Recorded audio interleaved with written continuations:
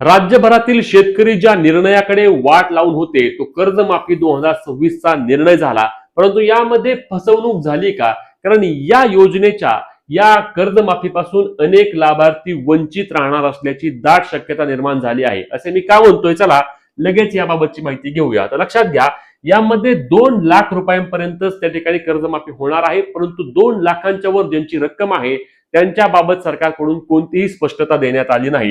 सर्वात महत्त्वाचं म्हणजे या कर्जमाफीमध्ये कुठल्याही प्रकारे सरसकटचा उल्लेख करण्यात आला नाही, तर फक्त पात्र शेतकरी सांगितलं आहे. म्हणजेच यामध्ये अटी आणि निकष नक्कीच येणार आहेत आणि त्या अटी व निकषांवर शेतकरी कोण पात्र कोण अपात्र ते ठरले जाणार आहे.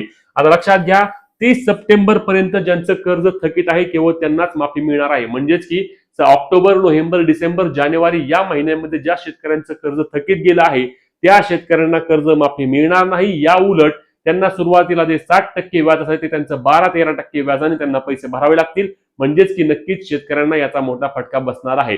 तुम्हाला याबाबत काय वाटतं नक्की कमेंट करून सांगा. व्हिडिओ शेअर करून अशाच अपडेटसाठी आपल्या पेजला फॉलो आणि चॅनलला सबस्क्राईब